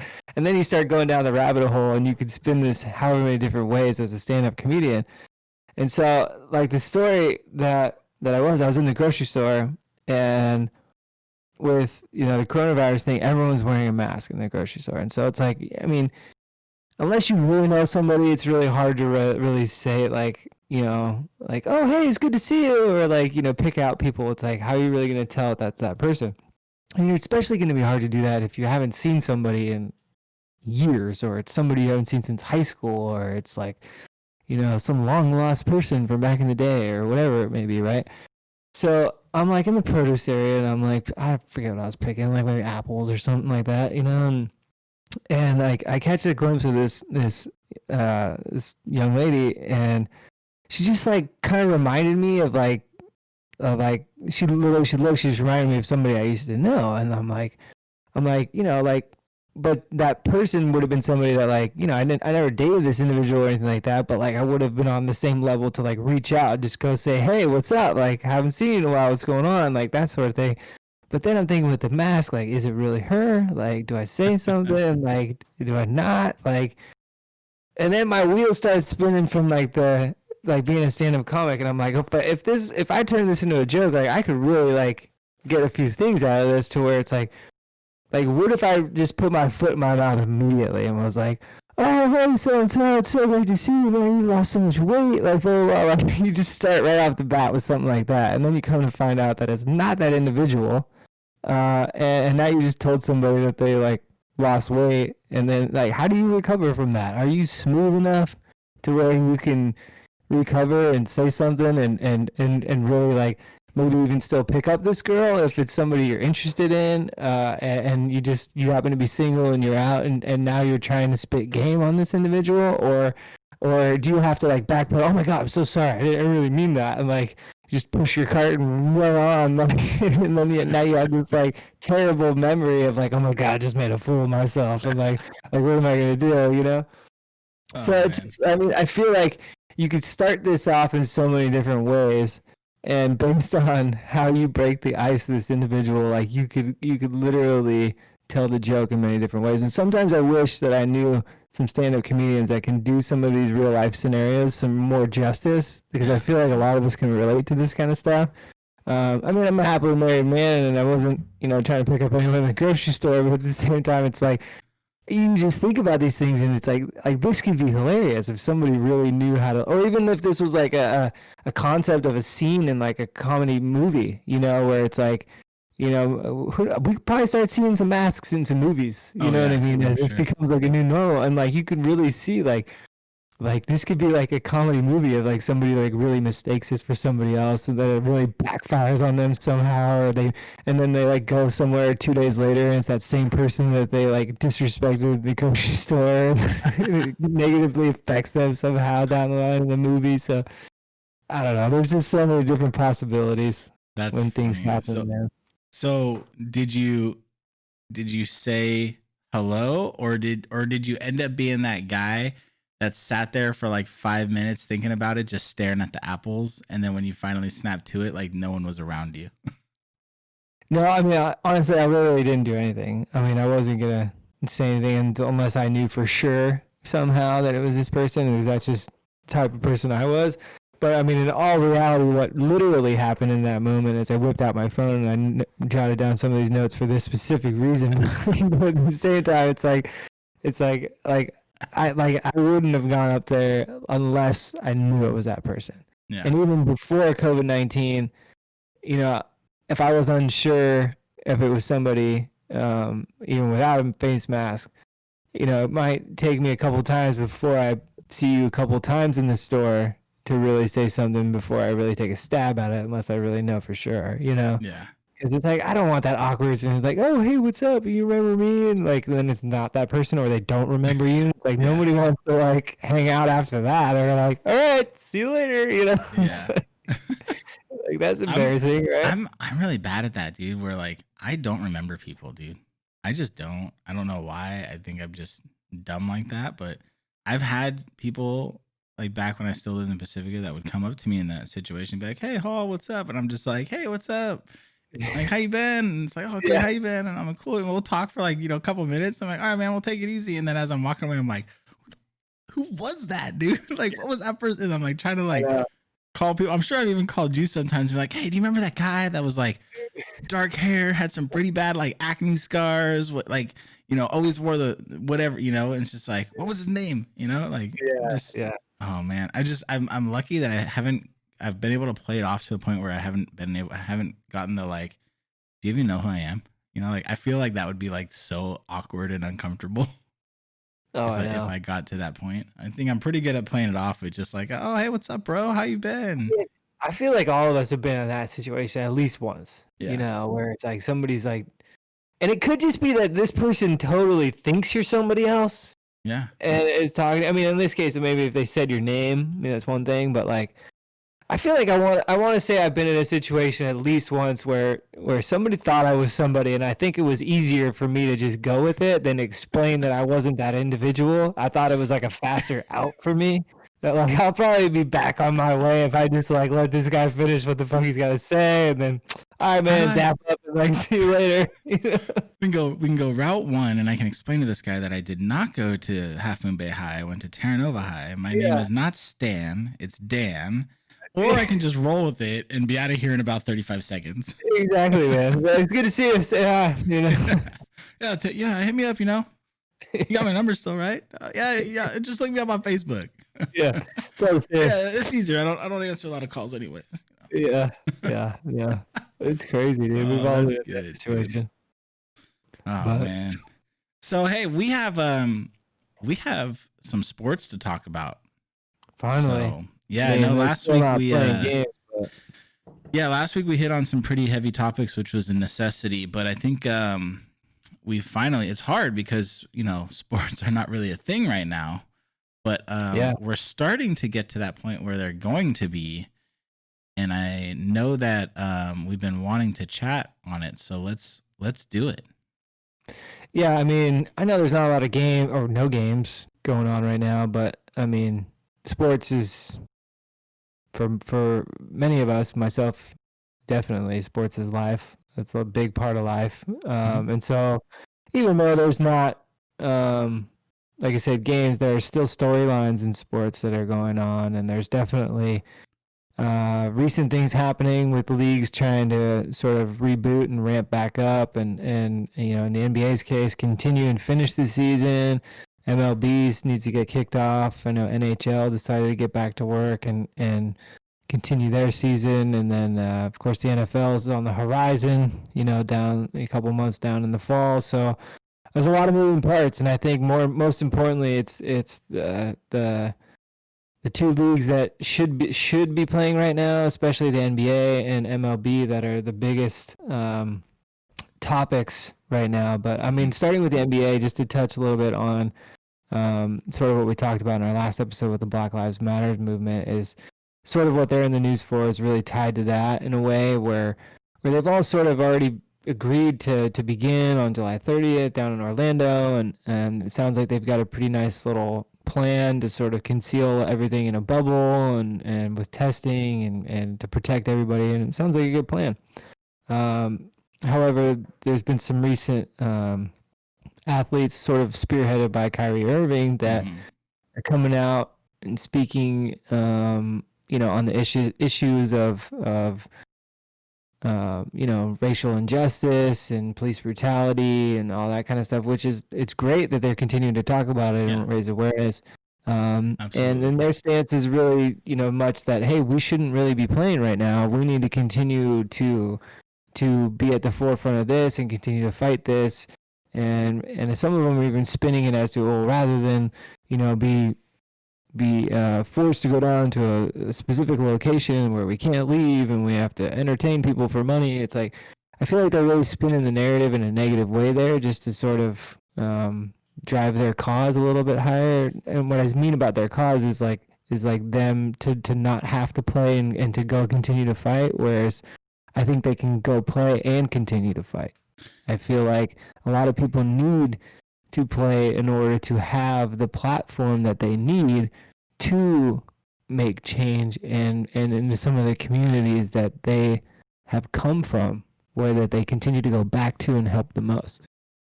Yeah. Yeah. I think I'm going to outright say it. I think Kyrie Irving is an idiot. I mean, he's also one that believes the earth is flat. So we already have that against him, but I definitely understand the meaning and the importance of fighting for equality. Like, it's a big deal. It's really it's changing our country right now, which it needs to do. But I feel like not playing is the avenue you would take to when you have the capability and you're on that type of pedestal. To not play would be the least effective way to fight the cause. You are on, one of the best players in the league. You're one of the most unique players in the league. If you play, you have all these avenues to bring it to light. Every single post-game interview, every pre-game interview, every weekend interview. I mean, they're interviewed 24/7. Right now, and unless you're LeBron James, unless you're LeBron James, realistically, the world doesn't care what you say or think. When you're playing, that's when the world tunes in. So I feel like you're actually hurting the cause with what you can bring to it from your platform by not playing. Well, I mean, there's so much of it too. It's like Kyrie Irving. It's like on a global scale, Kyrie Irving is his name, but like, what my point is like more fan bases resonate with players on their team, and when they can see their team playing and engaging, and then like you said, the press conference after the game, or interview or practice or something like that, they're going to be paying attention to their team, and that's where they're going to hear that message. Yeah. So it's not like everyone is going to continue to follow Kyrie Irving and he's spearheading this Black Lives Matters movement, which is still all well and good, but I feel like you can reach more people through the game. Absolutely. I mean, for him, and I get like the wanting to be on the front lines and all that, but like for someone like Kyrie Irving, what's going to be more valuable? You in the streets marching, or you and your entire team kneeling during the national anthem on live TV? Right. Like what's going to bring more value to the fight? What's going to bring more awareness to the fight? Right. I mean, I think that kind of answers itself. And I was listening to something that Damian Lillard spoke on earlier today, and he said something that resonated with me, where it's like, my hearts are with the people on the front lines, and that's where I want to be too. He said, but the way that I've been able to contribute, I'm paraphrasing it here, obviously, but he's like, the way that I've been able to contribute is because of what I've been able to do on the court, and what how I get compensated for that, and I'm able to kick back and give to the local communities, and and educate people that way. And so it's like, in a way, it's like, if you don't play, you're not going to continue to get paid, and then you're not going to be able to help out in those same ways, or you're going to be helping less than you would if you'd be playing and getting paid your full salary. And then that can continue, and then it goes on to where, okay, well, if they don't play and they don't have a season to finish, what does that mean for next year? Are we still at a stalemate before we can start next year? Is this thing going to persist? And then for how long? And then how much revenue have we lost? And then now what's the new salary cap? And now what are you really making? And so it's like, do you really hurt your long-term ability to earn and give back to the community and do things that way, Yeah. So it's you gotta be a little bit careful here too, Yeah, and we've talked about this offline and the reality of, um, this change isn't something that's going to happen overnight. So if No. you're not going to play until change has come, that could be your lifetime in all reality. I mean, it's so hard to unlearn than it Yeah. is to learn. Like the fight right now is really with the youth. The youth is where is the key to all of this in change. I mean, you can definitely outreach and you can change the older generation somewhat, but deep down, it's so much harder to unlearn than it is to Yeah. learn. And it's Yeah. really like what the biggest change is going to happen is our youth being aware and treating people equally, and then that transcending to their children and so forth. I mean, Yeah. But people I like, mean, even us, our generation is valuable. Like we don't, I don't consider myself a racist in any way, but there's still some aspects that I had to be woken up to. Or, the Kaepernick kneeling thing is a huge yeah. one for me. I was very against it at the start, but as I got educated and I listened and I understood the purpose and him expressing that had nothing to do with military, that's where like it took me a while, but now I'm all on board with it. Like I'm rooting for this guy to get on a team this year. Yeah. And it for me it was nothing. It was never the cause. It was how he went about it. But now I see like look what how he went about it has done. You know, um. Yeah. So, but past us is where it really gets challenging.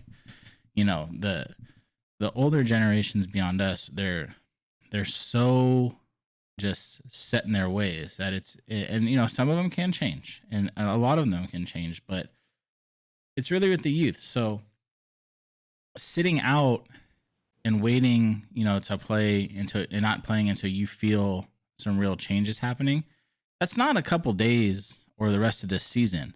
That's years.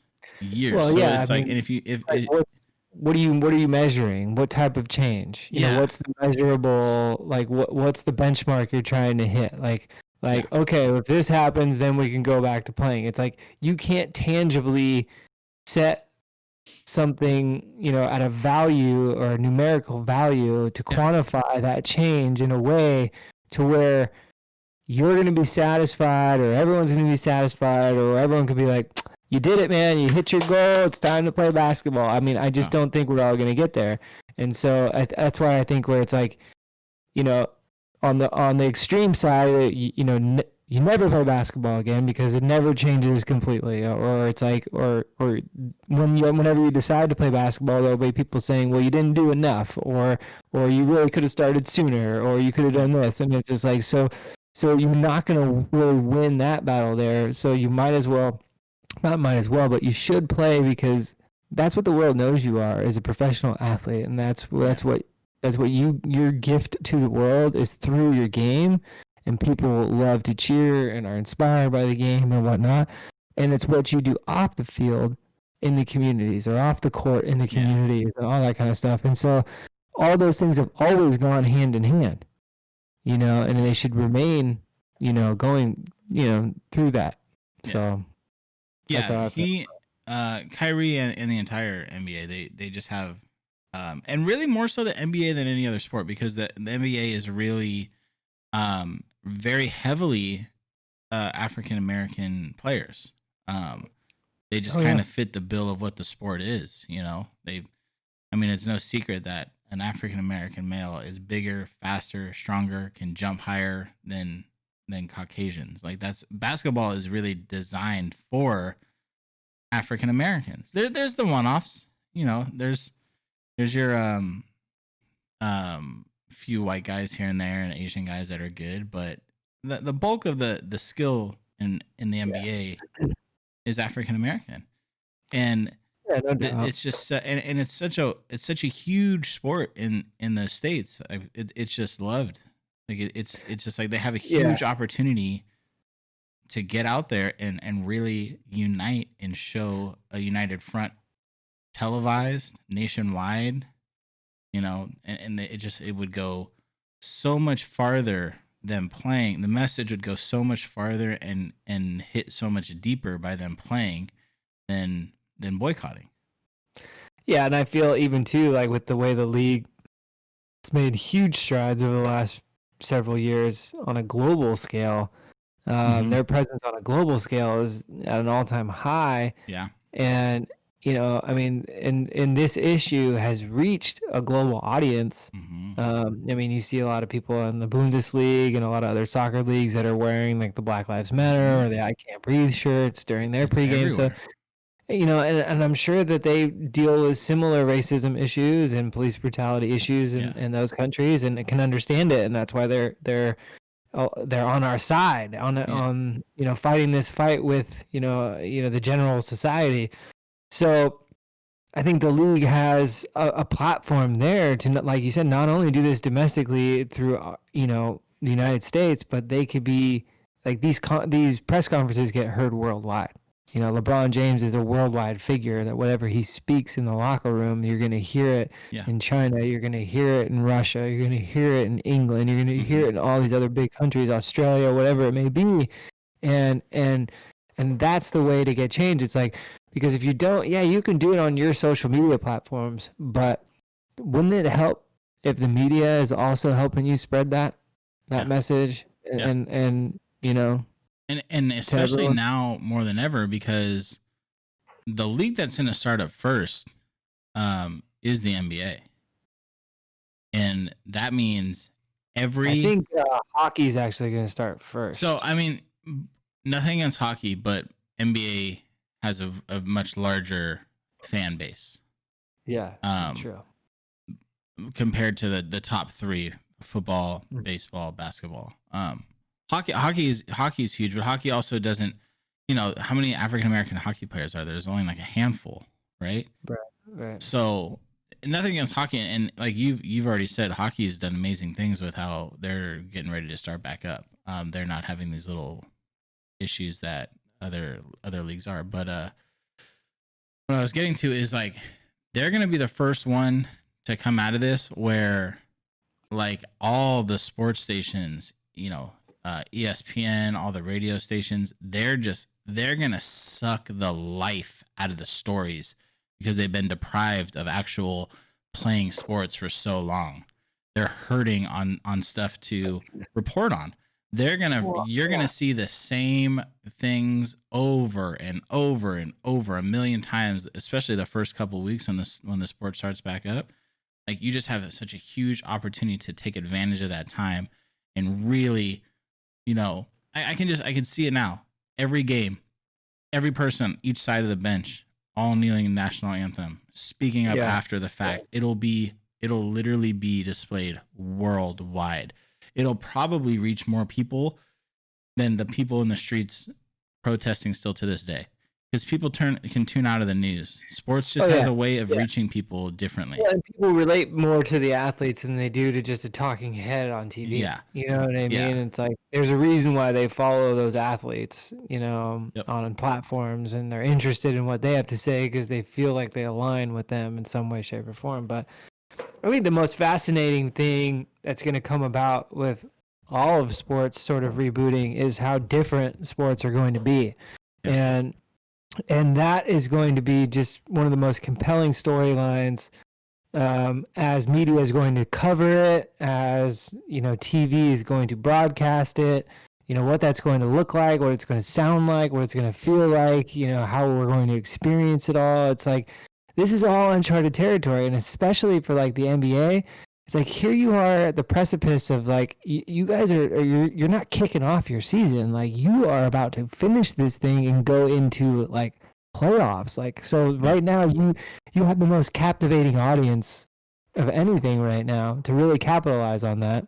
Yeah. And you're going to experiment with a couple different formats in this little play-in tournament, and so it's like this is your perfect sort of opportunity to play around with some potential rule changes that maybe you've been thinking about in the years to come, because this is a different year. This is an asterisk year where things are so different already, where you can inject some of that change for the sake of this new platform, and then if it happens to work out, maybe we'll latch on to that in the future. So and then baseball, dude, it's going to be crazy with the number of games that they're sort of debating over right now. It's like I mean, baseball to us has always been 162 grueling games over a marathon season, Yeah. and we're talking about shortening that potentially by 100 games. Yeah, And I mean, that's that's gonna, wild to think about. to me, it almost in a way levels the playing field, so to speak. Yeah. There's way less margin for error because you can't stack as many losses and still be in the win column, and it means that teams who are streaky and get hot, they don't need to be hot for too long. Yeah. And they might just get hot at the right time versus like when you get hot in May or June for 3 or 4 weeks, but then you've got 3 or 4 months after that where you just stunk. Like you're not going anywhere. But in this case, if you get hot for a month, like that might just carry you right into the playoffs, Yeah, and it'll affect health heavily as well. I mean, baseball isn't it's not considered a contact sport. I mean, you get some contact, but you're still out there busting your butt. Oh, yeah. A lot of the times they go 10 games in a row. Yeah, I think 10, 11 is usually the max they'll go before like a day off. But even still, it's like, okay, you're playing 10 games in a row and then you got one day off and then you're playing 7 in a row again. Yeah. It's like, if you're an everyday player, like that one day off doesn't really feel like a day off. And a lot of the time you're traveling during that day. Yeah. And traveling's never, I mean, it's not easy. Yeah. I mean, but then these guys are always doing something, right? They're either working out or they're taking ground balls or they're doing BP or they're doing something. So it's just like a day off's not really a day off. It takes its toll on your body. I mean, sometimes they'll do a legit day off where you'll see people like, go with the family and do an event or an outing, which is much deserved for them because I know they're always taken away from their families for so long. It's demanding to be a sports, professional athlete. Yeah.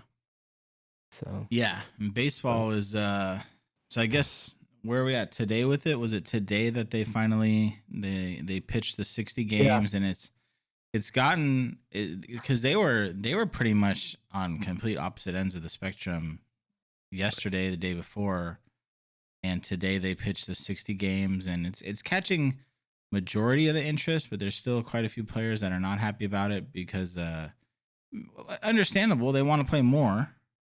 So then they get paid more. I mean, the interesting part is I feel like over the last like 6 days, it's really sort of gone back and forth, and then to what's come out today is really sort of like okay, it sounds like somebody smart in the room stood up and said something. Well, I'm sure the major leagues, they realize like we need to get something or we will legitimately get nothing, and that will be huge losses. I mean, they make billions a year. Oh yeah. Like to not have a season at all. That's and I mean, you got to think like marketing deals and all that. Like that stuff is paid out, over time. So it's if a season is not played, that doesn't mean that the money is not still going out. A lot of the money is still going out in certain aspects. So. Yeah, I mean, really what it boils down to, the revenue loss obviously is with the ticket sales, it's with the concession sales because of you're not going to be able to have fans in the stands and sell all the hot dogs and all the merchandise and all that stuff. So that's where revenues are really down.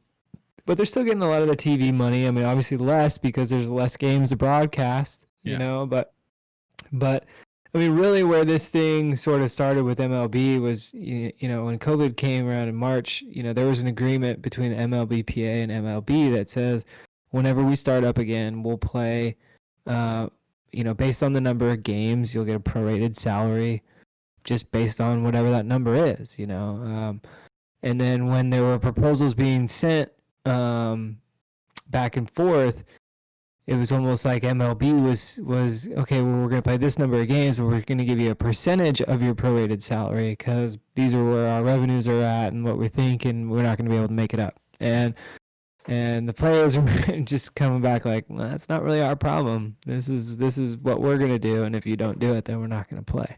Yeah. And so they finally have a proposal on the table that basically says, okay, here's the number of games we're thinking of. So I think right now it's really just a matter of do we agree on the number of games to be played. I think they're looking at 60 games right now. 100% of their salaries prorated Yeah. for the 60 games, not 162, Yeah. obviously, which is fair. It's fair. Yeah. I would bet the players come back trying to get up closer to 70. Yeah. Which is understandable, but I think it definitely went from not looking good and there really being a possibility of not having a season to looking like there's probably likely going to be a season now, somewhat of a season. Yeah, there'll be a shotgun season. You know, I mean, I think they're thinking 60 games in 72 days or something like that, which is doable. I think and then the for me, extended the biggest, playoffs as well. yeah, for me, the biggest thing is this whole ramp up time. You know, like oh, like NBA can't start till July 30th, like, and that was determined like almost 2 weeks ago. Yeah. Like, what, you guys need 2 months to like get in shape? Like, you Yeah, guys were already in that's the kind of a season. joke. You know, those guys are You know? all working. They all got their own basketball Yeah. courts. Like they're fine, but I'm like, what is like I could get like a maybe week or two. couple weeks, like we got this, like, you know. And same thing with baseball. It's like I think they're eyeing that time. Now I get it. They're still like they haven't landed on something, so they still need some time. But like, we're not talking about finishing spring training, are we? Like I think at this point we just need to like, do some inter squad scrimmages, make sure you do as many drills as you fucking can, and like let's get on with it, because you know, time is money at this point. Like, we need to get out there so we could start making as much money as we can. Yeah. And let's, you know, we'll adjust on the fly. It is what it is. Yeah. You know, that's where I feel like they should be, but they want to like, well, we got to go through this many steps, and it's just like, man, I don't know if you necessarily need to do that. And I understand everyone wants to protect injury, but like, if I'm $1 million athlete and I've got a mansion, I've been sitting at home for 3 months, like, you know, I don't need to knock the cobwebs off at this point. You know, I should be ready to go. Yeah. You know, maybe I need to ramp up a couple workouts for a week or two, but that should be more than enough time. Yeah. Yeah, I agree. I think the stretches, and it also, you know, we're seeing cases starting to rise with COVID too. I just wonder when we get to those closer to those starting dates, what that's going to do. Yeah, I mean, I definitely think that as long as these, especially in the NBA and their little bubble city, as long as they stick to the plan, I think that they can be very safe, and I think that they'll have enough testing to where I think these will be one of the safest bubbles to be in right now. Yeah, It's a lot of the stir crazy for some of the people though. Yeah, You know? a lot of the states, our state, they just announced today that they're aware of you know, the uptick in cases. So starting next week, they're officially any kind of public place, you're going to be required to wear a mask, and things like that. And it's like I don't think I don't think we're going to go back into a full shutdown, but I think it's just that the rules are going to have to be followed heavily, to the point where, you know, you walk into Safeway without a mask, you better be ready to get kicked the fuck out. So what it is, man. Which is the same like with the sports. If, you know, they're doing it not in front of fans and they're staying, you know, within their bubbles, it should be fine. But people are dumb. We've learned that from the Vegas pool parties. So we'll see. Sure. No, and I think the NFL is in a really advantageous position, being the fact that, you know, they're really looking at this thing. They still got several months or two, you know, more than 2 months before the season seriously really starts. So everything's really more at the team level right now, which they can still control or can control easily. I think they're just, you know, it's still yet to be determined if they're going to have fans in the stands or not. I personally don't see it happening. I personally see them, you know, at least starting the season for several weeks in empty stadiums. I mean, we might see fans, you know, later down the road. Maybe not. We'll see. But, you know, I'm not, as a fan, I'm not like, I don't really think it's going to bother me per se too much, because I enjoy watching the games on TV anyway. Yeah, I do too. But I know that might affect the game product without having that energy and that. Have you happened to tune into any pro wrestling stuff, like WWE stuff? Just barely. Yeah, I've It seen a couple of things, it's but awkward, man. But it's yeah. also, that stuff is scripted, so that ties I into kind of it. feel like that stuff should have been like that, Yeah. before. I always It feel like it was it's like it kind of should just be like that, yeah, like in a it studio definitely sometimes. is a little awkward. They've now taken to, like, they have their own little bubble, right? So they're at their performance center. So they have, like, the wrestlers that are learning and stuff. They're behind, like, plastic walls.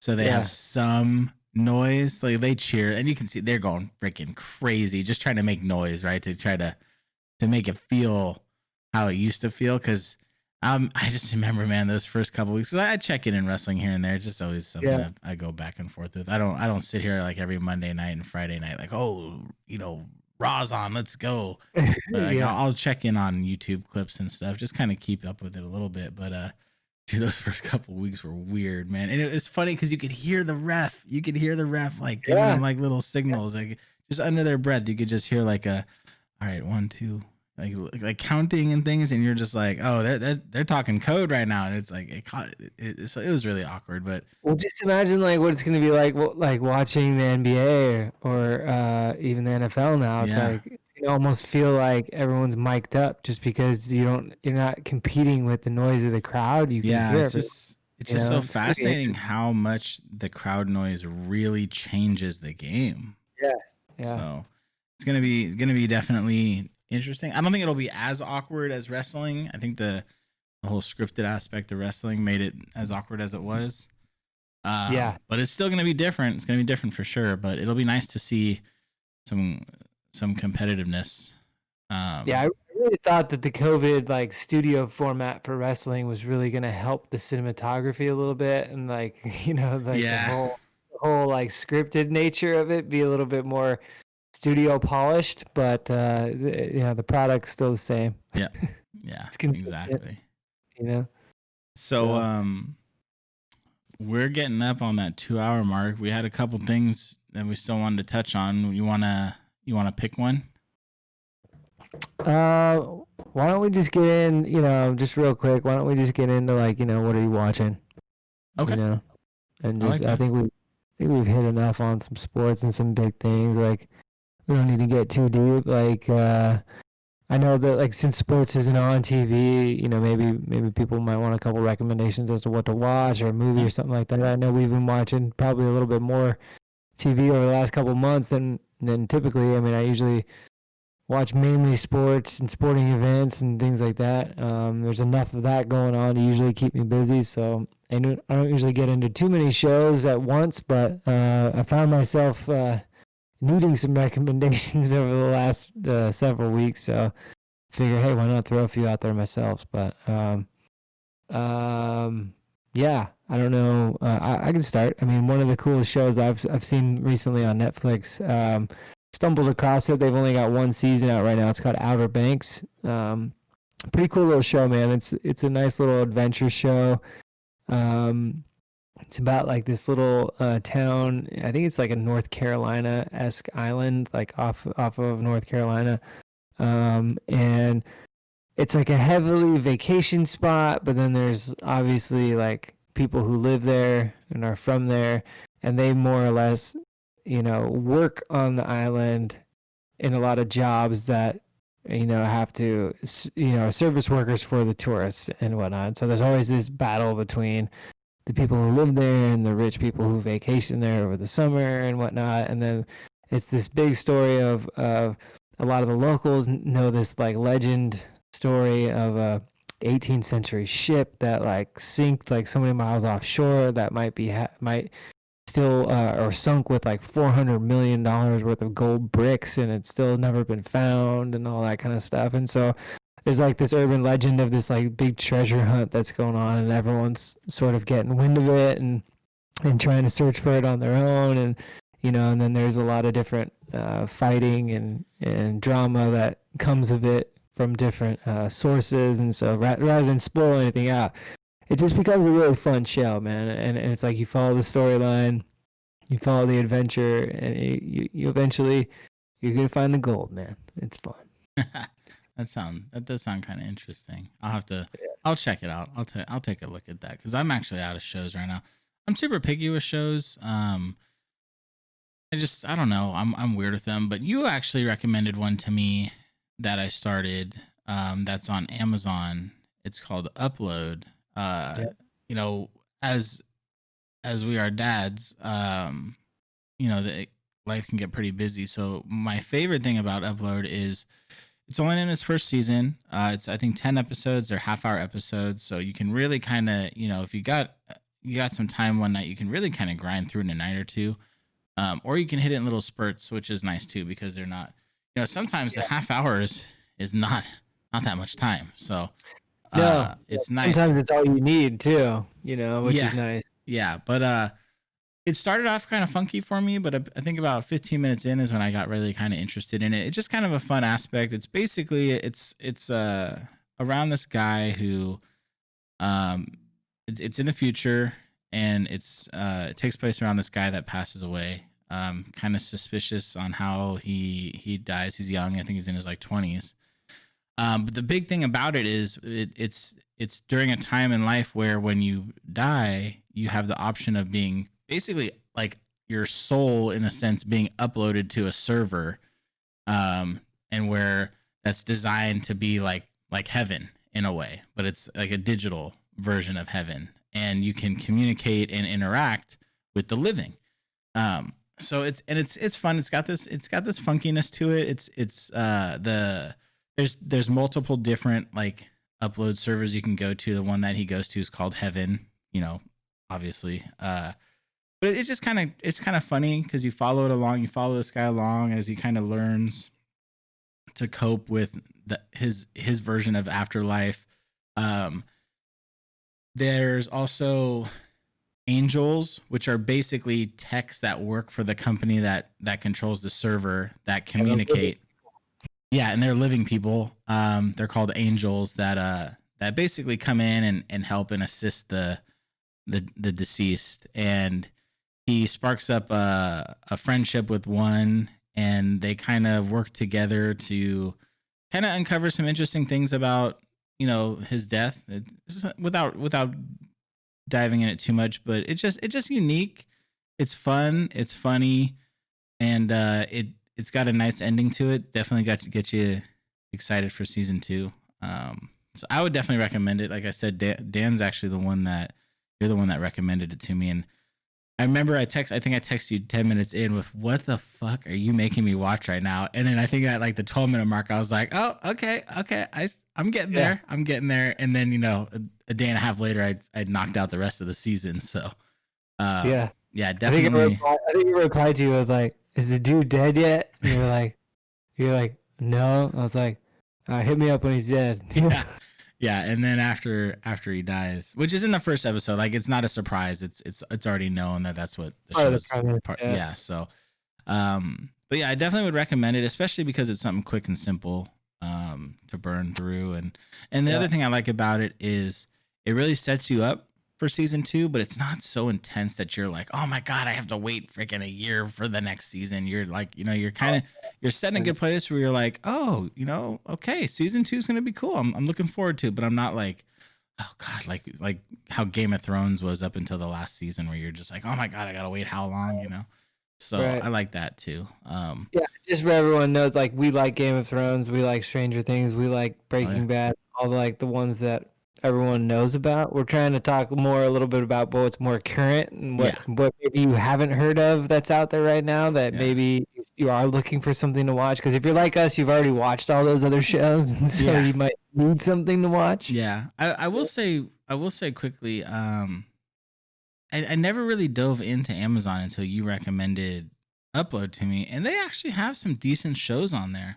Essentially, there's been one other show I've watched on there, which is The Boys, which is a superhero type show, which is, you would actually really like that, because I know you're not too into superheroes, but it's very unique. I won't get into that one, but that's another one I would highly recommend. Amazon has some shows. They have some really good quality shows. Yeah, if you're getting into Amazon, one Amazon show I really enjoy is called Bosch. It's about like L.A. detective. Titus Welliver is the name of the actor who plays Harry Bosch. He's like this big time detective in for the city of Los Angeles. It's been through like 5 seasons, and it's if you've ever watched like cop dramas like Law and Order or any of those other type shows, it's like you'll like this one, but the way this one is done is probably one of the best cop dramas like I've ever seen in terms of like detectives and the way they do the storyline and everything. It's very cool. It's very realistic, and it's done super well. So Bosch. Good to know. Good to know. Check it out. And if you like to binge watch, like I said, I think they're on like season 6 or something right now. So you got a lot of options, Yeah. I do have a movie too, which is rare these days. Yeah. So I just watched a couple nights ago. I watched The King of Staten Island, which is it's loosely based on the life of Pete Davidson, who I've always been a fan of Pete. I think he's really good. His older stand-up stuff was good. I will say that his most recent Netflix stand-up was pretty cringy for me. I was really uncomfortable watching it. It didn't hit the right key with me personally, but I've always loved him on Saturday Night Live. His history with his father passing away in 9/11 is kind of cool. Not cool. That's a terrible thing to say, but like fascinating. It's just really fascinating. Well, I think he was the right person to play this part for sure. Yeah. If you're gonna make this type of movie about that, I mean, yeah. Sure, he had something to do with that. Yeah, but I went into it because I was able to watch it for free. And I went into it just kind of like open-minded, thinking, not expecting much from it. Bill Burr has a big part in it. Bill Burr is one of my all-time favorite stand-up comedians. I absolutely love Bill Burr. He's hilarious. He plays the role of basically a guy that ends up dating Pete, who in the movie his name is Scott, which is his father's name. So they use his father's name as his character's name, which was a nice little tie-in and a nice call out to his father. He dates Scott's mom, and their interactions together. It's just so interesting because it's not a comedy; it's a drama, and their interactions together. They're hilarious. The comedy is there; it's hilarious. But they hit the heart too, man. And it's just like, it's not, it's not some 5-star Oscar winning movie. But it basically, it's just the story of this guy kind of coping with life without his father, not really knowing what he wants to do. Is, from Staten Island, who's, had the rep forever of being kind of, the whole of New York. And just kind of like, he doesn't know what he wants to do with his life. And he learns from he kind of, this guy starts dating his mom. He doesn't like it. Then they start to kind of bond a little bit, and he turns out like the fire station that Bill Burr's character works at used to actually work with his father, and he gets some stories and he bonds with them, and it's just a really heartfelt story. It's really cool. And it was just good. It was really funny, but it's a nice watch. I definitely would recommend it. If you have nothing else on, even, not even in a sense like it's bad. It's not bad. It's just a good movie. It's just something that I wasn't expecting it to be. I wasn't expecting to turn it off and be like, wow, that was actually pretty good. I was kind of more expecting to just be like, oh, okay, well, at least I said I watched it, but I would definitely recommend it. Yeah, no, I've definitely been wanting to see that one. I did see the previews, and I thought that would be a good one to check out. He's so Pete Davidson, I think everyone that knows who he is knows he's very odd. He's very unique. But he actually is a good actor. He really is good at those kind of unique roles. He plays them well.